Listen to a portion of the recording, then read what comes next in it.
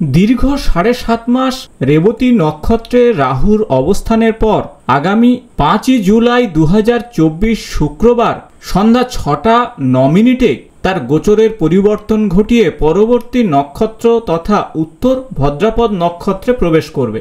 আর এই গোচরের পরিবর্তনে আগামী ৭.৫ মাস প্রত্যেকটি রাশির জীবনে কি প্রভাব নিয়ে আসবে আসুন জেনে নেব এই ভিডিওতে। নমস্কার বন্ধুরা, আমি ডক্টর সুব্রত আচার্য আর আপনারা দেখছেন আপনাদেরই প্রিয় channel Shri Subrata astrological consultancy. চ্যানেলে নতুন হলে চ্যানেলটি অবশ্যই সাবস্ক্রাইব করে দেবেন, পাশে থাকা বেল বাটনটি প্রেস করবেন, ভিডিও ভালো লাগলে বন্ধুদের সঙ্গে অবশ্যই শেয়ার করবেন।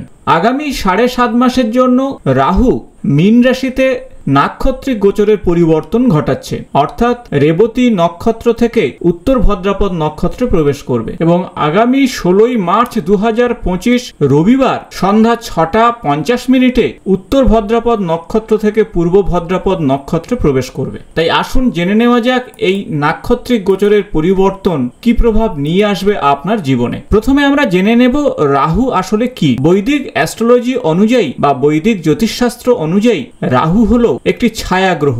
রাহু আমাদের জীবনে illusion, ambition, desire, foreign influence ইত্যাদি নিয়ে আসে। অন্যদিকে উত্তর ভদ্রাপদ নক্ষত্রের অধিপতি হলো শনিদেব এবং এই নক্ষত্রের কারকতা হলো নতুনভাবে কিছু তৈরি করা, অর্থাৎ রিস্ট্রাকচার, ডিসিপ্লিন, অ্যাম্বিশন এবং হিডেন পোটেনশিয়ালের বিষয়টিও দেখা হয় শনিদেবের এই নক্ষত্র অনুযায়ী। তাই আগামী ৭.৫ মাস রাহু এবং শনিদেবের নক্ষত্র উত্তর ভদ্রাপদের মধ্যে একটি সমন্বয় সাধিত হবে দ্বাদশ রাশিচক্রের শেষ যে রাশি অর্থাৎ মীন রাশিতে। জলতত্ত্বের রাশি হলো মীন রাশি আর এখানেই কিন্তু রাহু উত্তর ভদ্রাপদ নক্ষত্রে অবস্থান করবে। এই ভিডিওতে আমরা জেনে নেব আগামী ৭.৫ মাস ১৬ই মার্চ ২০২৫ পর্যন্ত রাহু উত্তর ভদ্রাপদ নক্ষত্রে কি ফল নিয়ে আসবে বৃষ রাশির জাতক কিংবা জাতিকাদের জীবনে। দ্বাদশ রাশিচক্রের দ্বিতীয় রাশি হলো বৃষ এবং আপনার রাশির অধিপতি হলো শুক্রদেব। আপনার রাশি সাপেক্ষে একাদশ ভাবে রাহুর এই গোচরের পরিবর্তন ঘটছে। একাদশ ভাব হলো সার্বিক কর্মের সফলতা। তাই আপনি যে সমস্ত কাজ আগে করে রেখেছিলেন সেই কর্ম অনুযায়ী ফল পেতে শুরু করবেন। এই সময় আপনার ইনটিউশন পাওয়ারের বৃদ্ধি ঘটবে, আপনার মনঃসংযোগ বৃদ্ধি পেলে আপনি অনেক কিছুই বুঝতে পারবেন অনেক কিছু করার আগেও। নিজের প্রতি তাই সময় দিন। এই সময় যোগা, প্রাণায়াম, মেডিটেশন করলে অত্যন্ত শুভ ফল পাবেন। বড় ভাই অথবা ভাতৃস্থানীয় প্রতিবেশী কিংবা বন্ধুদের বিষয়ে অবশ্যই সতর্ক থাকুন। সমস্ত কিছু তাদের কথায় বিশ্বাস করবেন না, বিষয়টি বুঝে শুনে তবেই আপনারা সিদ্ধান্ত নেবেন। যেহেতু একাদশ ভাবে রাহুর এই গোচরের পরিবর্তন ঘটছে তাই অর্থনৈতিক ক্ষেত্রে অভূতপূর্ব পরিবর্তন ঘটতে পারে। আনএক্সপেক্টেড ফিনান্সিয়াল গেইন বা সাডেন ফিনান্সিয়াল গেইন হতে পারে। আপনার নতুন ক্ষেত্র থেকে অর্থ আসতে পারে এই সময় যদি আপনি বুঝে শুনে ইনভেস্ট করেন সেক্ষেত্রেও ভালো লাভের আশা রয়েছে। নেটওয়ার্কের ক্ষেত্রে বিশেষ অপরচুনিটি আপনি পাবেন। যেহেতু একাদশ ভাবে রাহুর এই নাক্ষত্রিক গোচরের পরিবর্তন ঘটছে তাই সোশ্যাল সার্কেলে আপনি যথেষ্ট উন্নতি করবেন। তাই যারা নেটওয়ার্ক কানেকশনের সঙ্গে যুক্ত রয়েছেন, প্রফেশনালি যারা নেটওয়ার্কের সঙ্গে যুক্ত রয়েছেন তাদের জন্য এই সময়ে নতুন কিছু সুযোগ নিয়ে আসবে। দীর্ঘদিনের মনের ইচ্ছা এই সময় পূরণ হতে পারে। উত্তর ভদ্রাপদ নক্ষত্রে রাহুর এই গোচরের পরিবর্তনে অর্থাৎ শনিদেবের নক্ষত্রে রাহুর এই গোচরের পরিবর্তনে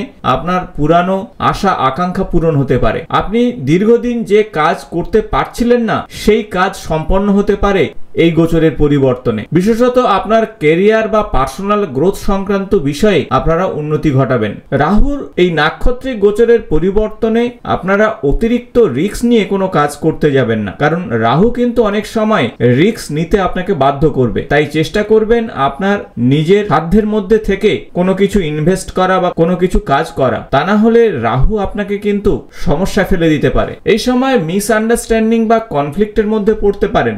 একাদশ ভাবে রাহুর এই নাক্ষত্রিক গোচরের পরিবর্তনে পার্টনারশিপ কিংবা কাছের মানুষের সঙ্গে কথা বলার বিষয়ে অবশ্যই ভেবেচিন্তে কথা বলুন। রিলেশনশিপের ক্ষেত্রেও মিসআন্ডারস্ট্যান্ডিং হওয়ার সম্ভাবনা তৈরি করতে পারে কিন্তু রাহুর এই গোচরের পরিবর্তনে। একাদশ ভাবে রাহুর এই নাক্ষত্রিক গোচরের পরিবর্তনে শরীর স্বাস্থ্য সংক্রান্ত বিষয়েও আপনাকে খেয়াল রাখতে হবে। বিশেষত ডাইজেস্টিভ সিস্টেমের ক্ষেত্রে বা নার্ভাস সিস্টেমের ক্ষেত্রে সমস্যা বাড়াতে পারে। তাই আপনার লাইফস্টাইলের ক্ষেত্রে অবশ্যই সতর্ক সতর্ক থাকুন, প্রয়োজনে ডাক্তারবাবুর পরামর্শ নিয়ে সিদ্ধান্ত নিন। তাই ওভারঅল বলা যেতে পারে আগামী মার্চ 2025 পর্যন্ত মীন রাশিতে রাহুর উত্তর ভদ্রাপদ নাক্ষত্রিক গোচরের পরিবর্তনে বৃষ রাশি জাতক জাতিকাদের ক্ষেত্রে অত্যন্ত ভালো ফল আসবে বেশ কিছু ক্ষেত্রে। তবে কয়েকটি বিষয়ে আপনাদের বলবো যেগুলো মেনে চললে অত্যন্ত ভালো ফল পাবেন। সেক্ষেত্রে বলবো যে কোনো কিছু সিদ্ধান্ত নেওয়ার বিষয়ে অবশ্যই বাস্তবকে সামনে রেখে তবেই সিদ্ধান্ত নিন, অর্থাৎ stay ground and focus.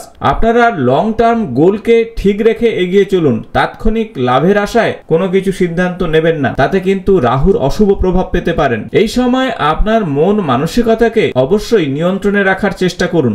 Rahu আপনাকে অনেক বেশি লোভী করে তুলতে পারে, তাই সে বিষয়েও আপনাকে সতর্ক হতে হবে। এবং তৃতীয় যে বিষয় তা হলো প্রয়োজনে অবশ্যই গুরুর সাহায্য নিন, অবশ্যই শিক্ষকের সাহায্য নিন বা অভিজ্ঞ মানুষের কনসালটেশন নিয়ে বা অ্যাডভাইস নিয়ে তবেই সিদ্ধান্ত নিন। আর তাহলে দেখবেন আগামী 7.5 মাস আপনাদের জীবনে রাহুর এই নাক্ষত্রিক গোচরের পরিবর্তনে অত্যন্ত শুভ ফল নিয়ে আসবে। তাছাড়া ভগবান বিষ্ণু এবং মাতা লক্ষ্মীর পূজা অর্চনা করুন প্রতি শুক্রবার করে। রবিদেবের উদ্দেশ্যে জল নিবেদন করুন। ওং সূর্যায় নমঃ অথবা ওং আদিত্যায় নমঃ এই বিশেষ মন্ত্র রবিদেবের উদ্দেশ্যে জপ করুন প্রত্যহ 21 বার করে। তাছাড়া ক্ষুধার্ত মানুষকে বা পশু পাখিকে আপনার সাধ্যমতো খাদ্য নিবেদন করুন। আশা করব ভিডিওটি ইনফরমেটিভ হয়েছে। ভালো লাগলে বন্ধুদের সঙ্গে শেয়ার করবেন।